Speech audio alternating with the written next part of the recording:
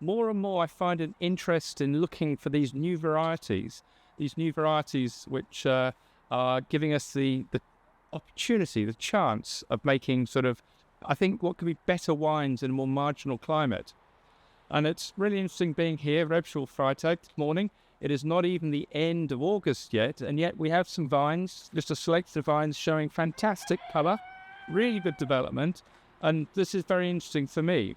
As an English person who will be travelling back to England and talking with people there, and people will be asking, what is new and what works? And the selections here these days are fantastic, and I find that really interesting. It's going to be a great future.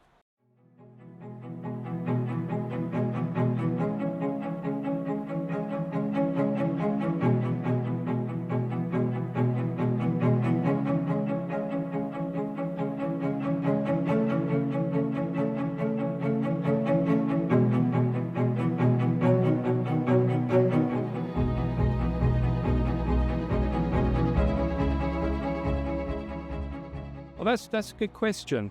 There is indeed a lot of interest. There is a bit of financial support, investment, and this is very good. What people have learned is that they can make exceptionally good sparkling wines in a sort of champagne kind of direction, which is fascinating because this shows us things can be done when you work a little harder. The interest I find now is that more people are looking at possibilities in what could be termed still table wines. And can we make a good dry wine? Can we make a good red wine? And for that, the answer is, what are the great varieties we're going to be using? Because likes of Pinot Noir is just a little bit too much in the margins of the climate. It rarely ripens to give full satisfaction. So that's really why I'm spending more and more time here looking at what the possibilities might be with these new varieties. And there is a breeding program here that is showing new varieties which are resistant to fungal infection. This is a very good thing for business, using less chemicals, producing a product, and fitting in with environmental issues that we're now living with. But interestingly, the genetic that goes into that also gives an earlier ripening. And it's this earlier ripening that is allowing people to investigate what the possibilities might be. This is a period of great change and opportunity. And we've got a lot of, I think, a lot of positives in the future, the next few years, for those who want to try it.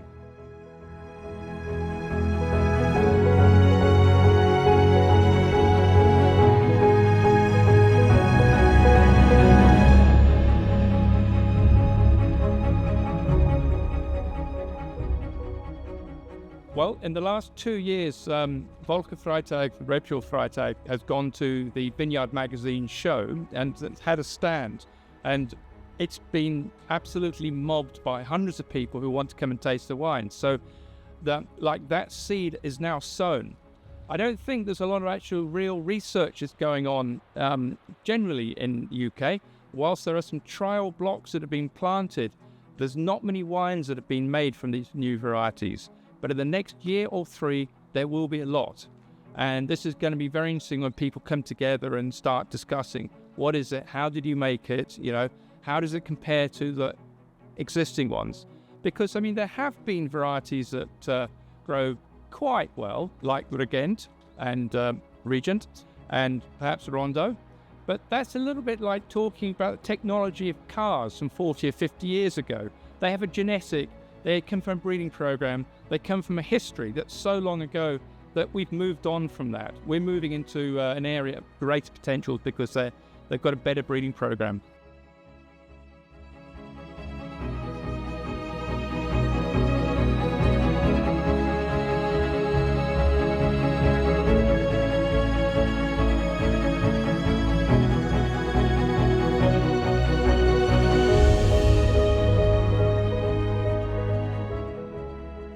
I think they've got probably some of the best potential because Valentin got in quite early in his breeding program using some of this genetic, which gives a very early ripening. And so quite a few of his selections are now showing themselves to produce good flavour, good structure, and quite a full-bodied, hearty wine. And yes, that Cabernet Noir we had last night was a surprise for, I think, even the grower and the winemaker, just how good a wine it is. First crop wine, and we're looking forward to having more of it made. But also there's been different people who've given some kind of advice to people who've planted a few rows. There will be a lot of wines in the next 2 or 3 years. It's going to get very interesting.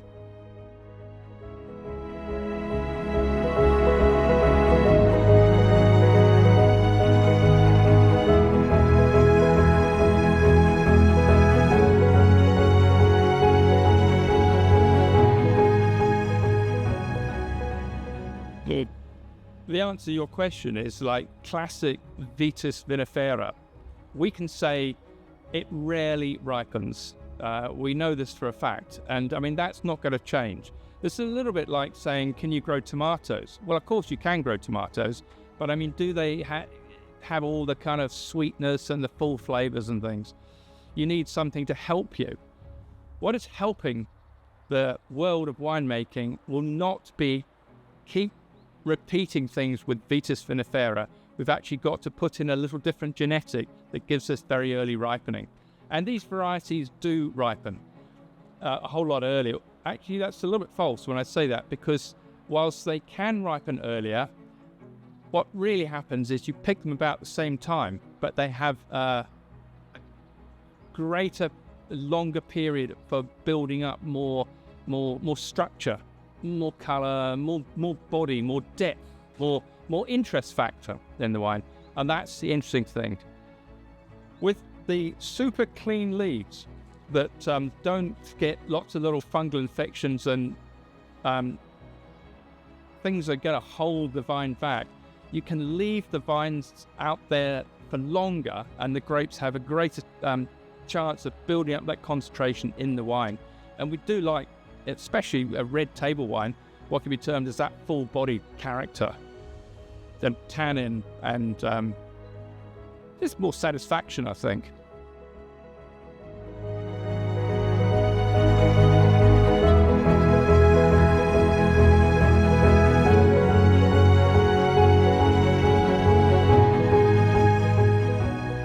I think that's a question that needs to be examined. I also think it's a slightly provocative sort of question, because the place is an island, and when things get warmer, you just end up with more clouds. But it is warmer, but perhaps it's better for growing potatoes. No, but with vines, yeah, there will be some occasions of more sunshine, but we're seeing periods where when there's a change, there's a greater change, and it's quite extreme. Like the rain comes, it's very heavy. The clouds are really thick. The sunshine is really intense. We don't know what's going to happen in 10 years. I put more faith in actually selecting better varieties than I do in sort of long-term weather forecasts.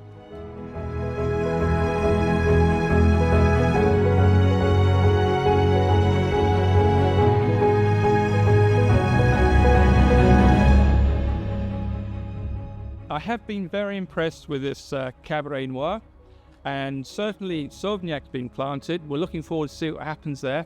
Possibly a little bit high in acid, but I mean, you can work a way around that. That's just a technical thing. I do like the flavours in Cabernet Blanc. It's quite fickle variety and difficult to get for fruit set, but with good soil management that can be done. There are one or two other ones that might well be very interesting that aren't planted there as yet in any great quantity. Some that are just experimental numbers.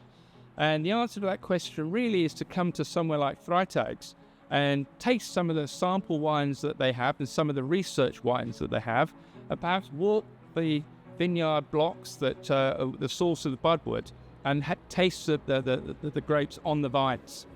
But there are 10, 20, 30 good possibilities coming through the research programs at the moment. Too many to name.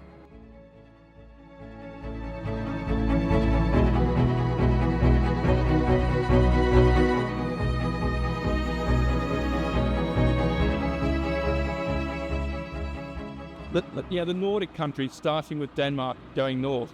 There has been a lot of interest. There continues to be a lot of interest. And some of those really early ripening ones, like Solaris or Viscaris, they're doing quite well up there at the moment.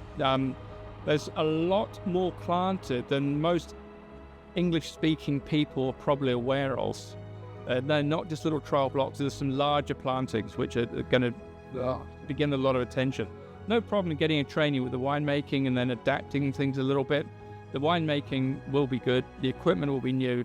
The wines are going to be their interpretation of what they can do with the grapes. And look forward to trying those wines, because I don't think there's going to be too many mistakes.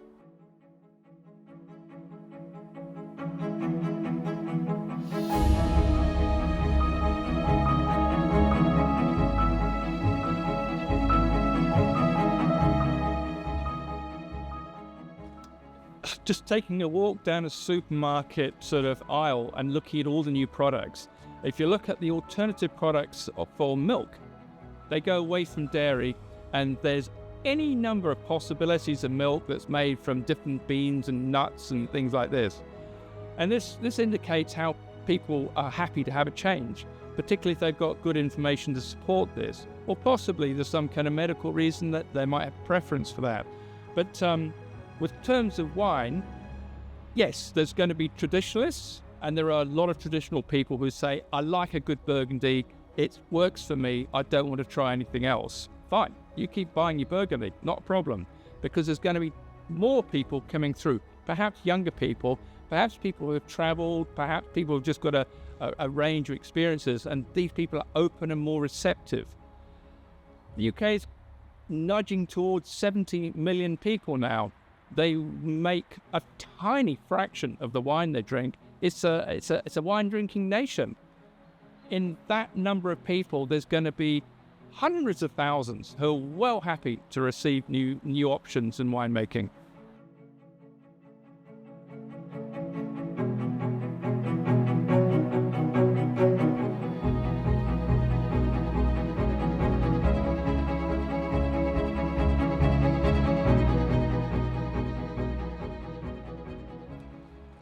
Doing anything with a tractor is expensive. If you're employing someone to drive it, you've got to invest in it, it's got to be good for this, and lots of things.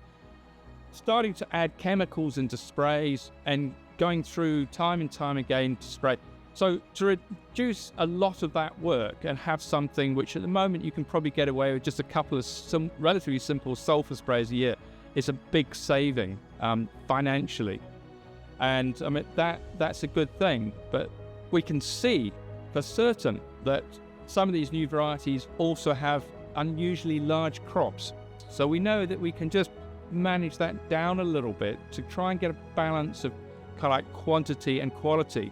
But I can simply say, if people are happy with their Pinot Noir, then I can grow 2 to 3 times that, and that's good for business.